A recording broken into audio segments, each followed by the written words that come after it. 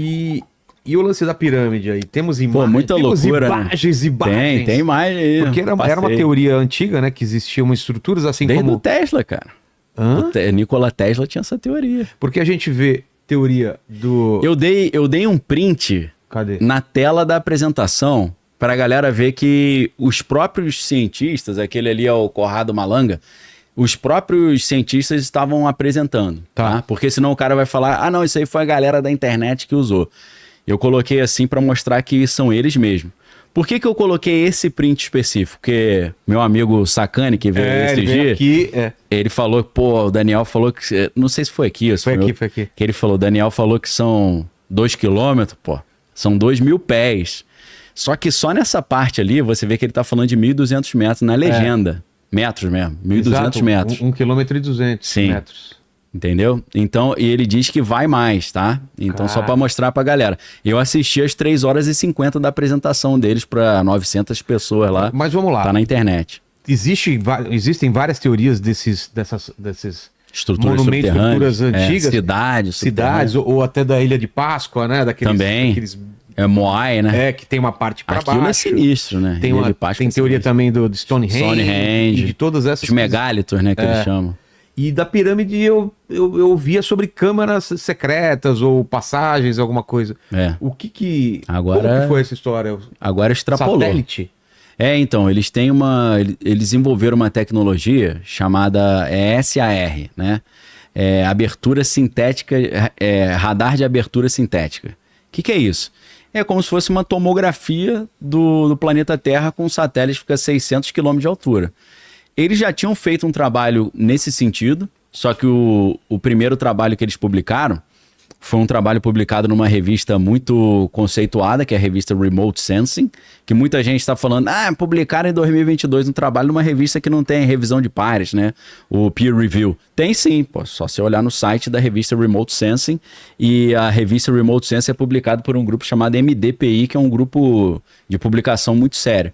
Então, em 2022, eles apresentaram o primeiro estudo com um artigo acadêmico publicado na revista Remote Sensing, com revisão de pares, usando essa tecnologia SAR, que é radar de abertura sintética. O que eles conseguiram fazer? Eles conseguiram enxergar dentro das pirâmides e eles descobriram novas câmaras dentro da pirâmide que não eram conhecidas. Então foi um trabalho que teve a sua relevância acadêmica e se comprovou verdadeiro. Nesse artigo, os caras fazem todos os cálculos e a explicação de como isso foi feito, é bem técnico, né? O cara que desenvolveu esse uso, essa adaptação desse tipo de radar foi um italiano chamado Filippo Biondi, né? E ele, nessa apresentação que eu dei os prints, ele passa 1h30 explicando a tecnologia. E aí os caras falam assim, poxa, mas esse radar, ele pega no máximo 30 metros de profundidade, né? O Rodrigo Silva, meu amigo também, explicou brilhantemente. Falou, pô, esse tipo de radar só pega 30 metros. Como é que os caras estão falando de 1.200 metros? 2.000 metros? 60, quantos metros? É isso 30 mesmo? metros. Mais ou menos. Ou 30 pés, não sei, talvez. Aí o cara explica que eles estão usando uma nova tecnologia que o Felipe Biondi está tentando patentear, que eles potencializam a força do radar usando 2 radares ao mesmo tempo e somando o sinal de um com o sinal do outro. Ele usou até uma ilustração de um cara que pega uma bola e fica batendo num lago assim, aí faz aquelas ondinhas, né? Aí ele bate 2 bolas, aí cada bola faz uma série de ondas e quando elas se conectam, aumenta a força da onda. Então ele explicou, a gente consegue enxergar mais profundamente por causa dessa técnica nova que o professor Filippo Biondi usou, né? Então, o que eles descobriram ali ou fizeram? O Sacani mesmo falou, ele mostrou algumas imagens, né? Não sei se foi exatamente aqui no Inteligência ou outro lugar, mas ele mostrou a imagem e falou assim, o que você vê aqui? Aí, pô, não vejo nada. Ele, então, também não. Provavelmente não tem nada. Você fala, porra, você vai fazer ultrassonografia do teu filho lá, você não vê nada também. Aí depende da especialidade de quem tá olhando, né? Então, assim, é muito interessante porque nessa apresentação, que foi agora dia 15 de março, o Filippo Biondi, o que eles fizeram? Para mostrar como é que mais ou menos funciona, eles pegaram estruturas assim, tipo uma represa famosa que tem lá na Itália. E aí eles usaram essa tecnologia, só que eles já conhecem a planta, o que tem por baixo ali no subsolo. Então eles usaram essa tecnologia e depois compararam com a planta da represa. Sim. Aí ele falou, ó, pela planta tem uma bobina aqui e tal. Então o que ele fez? Ele pegou estruturas que são conhecidas e botou lado a lado a planta da usina, por exemplo, e o que o radar viu, e ele falou, ó, isso aqui é a bobina, isso aqui é esse corredor, isso aqui é essa escada. Então é muito legal que eles pegaram 10 estruturas que existem, usaram esse sistema e treinaram como ler as imagens do radar. Não apenas eles como seres humanos treinaram, mas eles treinaram uma inteligência artificial para fazer isso. Aí o cara fala, pô, mas a inteligência artificial inventa, né? Eu falo, calma. Essa semana, final de semana, sexta-feira, não me lembro, começou a circular uma entrevista do Bill Gates falando assim, ó, daqui a 10 anos a gente não vai ter mais médico nem professor. É tudo inteligência artificial. Ou seja, uma das primeiras coisas que a inteligência artificial está substituindo é a leitura de imagem de radiografia. Né? Então, assim, quando a inteligência artificial interpreta, né, saiu notícia agora hoje, 100% de diagnóstico de câncer por imagem já são de inteligência artificial. Todo mundo acha legal. Claro. Aí quando a inteligência artificial interpretando a imagem do satélite, cara, não, isso aí é palhaçada. Ela trabalha com um banco de dados infinito. Isso aí é absurdo. Porque um médico ele tem uma experiência limitada, né? Tem, o banco de dados do... Exato. Ele vai conseguir... Ele estuda tudo que tem no planeta, né? E vai acumulando conhecimento. Então, dessa vez, ao contrário do trabalho de 2022, eles usaram uma inteligência artificial para ler a imagem e montar uma simulação. Quer dizer que é verdade? Não, pode não ter nada embaixo da pirâmide. Eu até tenho dificuldade em acreditar que isso aí existe, mas é lógico que a gente só vai saber se você escavar ali. Né? Enquanto isso, ninguém pode bater o martelo. Em tese, o que eles descobriram? Eles descobriram que existem, segundo a interpretação dessas imagens, tem algumas adaptações ali. Olene, não sei se você consegue botar numa outra que tem já um desenho mais... Aquelas estruturas embaixo? As estruturas, uns tubos ali. Então, essa é olhando de cima, né? E lembrando que tá. Volta um pouquinho, Lene. Essa olhando de cima eu não tinha visto. De cima, Isso aí foi apresentado ali, né? Tá vendo o professor ali em cima, né? O Conrado Malanga, que era professor da Universidade de Pisa, eu não sei onde é que ele tá agora. Porque a galera apresenta assim, ó, esses caras são tudo ufólogo. Não, eles podem até ser ufólogo, meu irmão, mas isso a gente não vai usar a falácia ad hominem, né? Só porque ele é ufólogo, ele não fala a verdade. Ele pode dar um espetáculo de ufologia e acertar alguma coisa, né? Então isso é olhando de cima, o que a gente está vendo ali são 8 estruturas como se fossem colunas cilíndricas, ocas, né? E eles, isso é tudo a inteligência artificial interpretando as imagens. Lembrando que a pirâmide do meio, que é a pirâmide de Khafre, né? Então o projeto é projeto Khafre, SAR e tal. Ou Khafre, né? Khafre, que é o Siliquerinos. Kéfera, não é? Não é projeto Kéfera. Não tem, não. É diferente. Então, eles viram que tinham umas linhas espirais, assim, circulando essas colunas. E aí, eu não vi nessa apresentação eles falando que isso ali era uma bobina. Eu só vi eles falando, pode ser umas escadas que estão descendo em espiral, como existem vários templos no mundo afora que tem isso. Até onde você foi lá na Itália? Na Itália não, foi em Portugal que você... Como é que é o nome daquele buraco lá buraco do Tatu? Que são 7 andares para baixo, né? Uma torre invertida. A torre invertida. Em Sintra. É circular assim que vai descendo? Circular. Então, os caras, eles pensaram, será que é isso? Essas colunas descem 2.000 pés, que seria 648 metros. Só que elas conectam em blocos gigantescos que estão mais abaixo, depois de 640 metros, que tem 80 metros por 80 metros. É um troço gigantesco. E aí eles pode passar, Lene, por gentileza, que aí vai dar para ver mais de lado. Então, ali, ó, tá vendo aqueles blocos ali? Então, se a pirâmide tá com linhas escuras, às vezes não dá para ver direito, né? Tá com uma pontinha amarela em cima. Aquilo ali dentro são as câmaras que eles encontraram, né? Que tá tipo umas casinhas dentro da pirâmide. E abaixo tem essas 8 colunas, né? Lembrando que isso tudo é uma interpretação que a inteligência artificial fez da imagem. Pode ser que isso tudo seja lorota aí, eu não sei. A gente vai ter que cavar isso aí e ir lá ver. Agora, abaixo daquelas colunas ali, tem essas estruturas quadradas, né? De 80 metros por 80 metros, que é um troço gigantesco, né? E aí eles falam, ó, isso aqui a gente precisa averiguar, é tudo muito especulativo ainda, a gente não sabe. É muito legal você ver na apresentação que os caras não são dogmáticos, acabou agora a história, até tem que reescrever tudo. E não falaram isso, falaram, um projeto preliminar. Só que aí, mais pro final da apresentação, e essa é a apresentação desse, são 3 caras, né? O primeiro que apresentou foi o Armando May, que aí o Sacani deu uma zoada nele e falou, o cara é egiptólogo autodidata, pô. Mas é formado pela Universidade de Pisa, né? E estuda isso há 30 anos. Não é porque o cara, até onde eu sei, Graham Hancock, que é um dos maiores especialistas, também não tem diploma de egiptologia. Então, acho que o cara ser autodidata não desmerece tanto.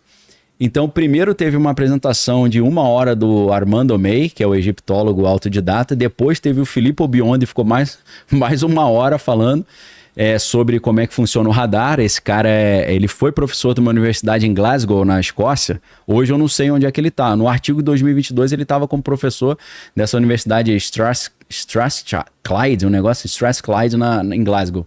E aí depois veio esse terceiro, que é o professor Corrado Malanga, que é especialista em química.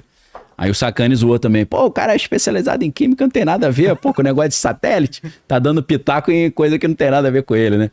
Mas assim, a apresentação desse cara ficou muito longa. E eu falei, meu irmão, esse cara tá guardando o filé pro final. Aí no final, Lene, se eu pedir pra você passar a imagem, pode passar. Não é essa não, acho que é a outra. Só tinha essas. Não, acho que tem... Isso, essa aí. Essa aí que o negócio ficou estranho. Por quê? Em cima daquelas 4 setinhas brancas, segundo ele disse, tá? Talvez seja tudo lorota. Em cima dessas linhas brancas é onde estão aquelas colunas. Ah, tá. Entendeu? E ele tá mostrando que tem mais estruturas abaixo da coluna. E essas manchinhas que parecem meio azul claro ou verde, se você aproximar e der um zoom, você vai ver que tem umas manchinhas vermelhas. Ele está defendendo a ideia que são estruturas artificiais também. Então, o que ele fala no final da apresentação, o professor Corrado Malanga, que é meio doidão, mexe com o negócio de consciência, hipnose, ufologia. Isso queima o filme do cara, mas... né? Assim, não, sem querer desmerecer meus amigos ufólogos, né? Que eu me considero um ufólogo meio somebody love também, né? Então, sem querer desmerecer a minha galera, né? Mas, assim, a academia já... Não, o ufólogo aí perdeu a credibilidade, né? Como é que um cara que se acha sério vai falar de ufologia? Só para dar um exemplo, para defender até meus amigos ufólogos, né? Um dos maiores professores de genética e biologia do planeta Terra se chama Gary Nolan e ele é professor da Universidade de Stanford. E ele é um cara que defende que existem alienígenas no mundo e convivendo na Terra com os seres humanos. E ele dizem que ele trabalha para a CIA, inclusive. O Tucker Carlson que falou isso, que ele trabalha para a CIA ajudando a desvendar casos em que funcionários do Exército avistaram OVNIs, ficaram com a saúde prejudicada e tiveram que deixar de trabalhar, mas não receberam aposentadoria, porque não conseguiram comprovar o que aconteceu com eles. Entendeu? Qual foi o seu acidente de trabalho? Um OVNI desceu na minha cabeça. Não, aí não. Inventa outro. Então, esse cara da Universidade de Stanford, que é a universidade lá de São Francisco, no Vale do Silício, do lado ali do Vale do Silício, trabalha junto com a CIA, estudando casos de militares que teriam sido prejudicados por encontros alienígenas. Então, assim, Gary Noland, e tem um outro professor de Harvard também, que eu esqueci o nome dele, são professores de algumas das universidades mais renomadas e falam sobre alienígena. Eu acho que não desmerece tanto. Essa imagem, então, ela é a mais contundente, porque eles vão dizer que, se você olhar o início das setinhas brancas, começa mais ou menos no meio da metade da imagem, né? Então, se você tem 648 para cima, ele tá falando, tem pelo menos mais 600 para baixo. Que eu fiz questão de dar o print na legenda também. Porque você vê que tá ali 648, mas há mais 600. Que aí vai somar 1.248 ou 1.300, podendo chegar a 2.000 metros abaixo da base das pirâmides. E o que eles vão dizer que aí... são 3 pesquisadores, né? Corrado Malanga, Filippo Biondi e o Armando May. Mas a mulher que se auto-intitulou assessora de imprensa do projeto, que é a Nicole Tico, ela fez uma apresentação do projeto que aí foi pro esoterismo total. Porque ela chegou e falou, nós descobrimos os salões de Amenti.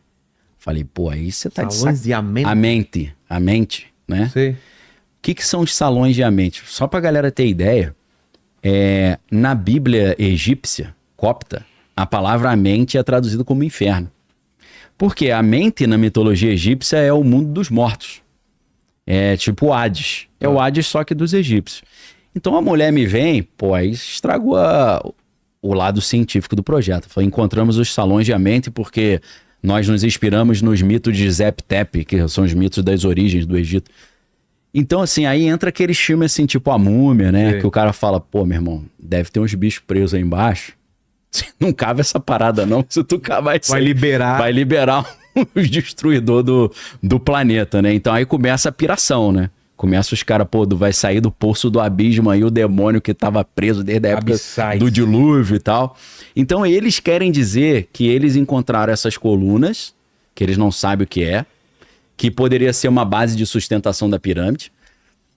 Eles não falam sobre bobinas eletromagnéticas, que a galera que... Eu não vi os 3 pesquisadores falando isso. A apresentadora lá, Nicole Tico, eu não sei que ela mandou esse negócio de salões de mente. Mas eles falaram, abaixo dessas colunas, nós encontramos mais 600 metros de outras estruturas que parecem ser estruturas fabricadas pelo homem ou artificiais. Agora, qual é o problema? Se esse troço aí é verdade, eu acho a probabilidade disso ser verdade pequena. Vai ter que cavar para ver. Mas se isso for verdade, acabou com tudo que a gente sabe da história. Porque, pô, como é que os caras conseguiram fazer uma parada tão monstruosa, profunda assim? Não, aí tem outra... Aí vai ter outra... Vai ter influência de outro... Aí acabou tudo. Foi com a história do Egito, o mundo antigo. Os caras eram mais envolvidos que a gente, pô. Como é que a gente interpreta isso? Então, eu acho que também existe uma síndrome do pânico dos cientistas tradicionais disso ser comprovado e o cara falar, meu irmão, vamos ter que reescrever tudo. Vamos ter que refazer tudo. Muita gente vai perder o emprego ou ter que voltar para a faculdade para estudar, se isso for verdade.